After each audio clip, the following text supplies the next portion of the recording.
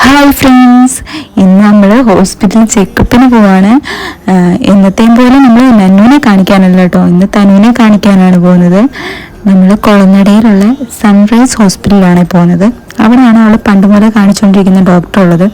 അപ്പം അവളെ കാണിച്ചിട്ട് നമ്മൾ ഇറങ്ങി ഇനി നേരെ നമ്മളിനി എൻ്റെ വീട്ടിലേക്കാണ് പോകുന്നത് കേട്ടോ. അവിടെ ചെന്ന് നമ്മൾ ചോറൊക്കെ ഉണ്ട്.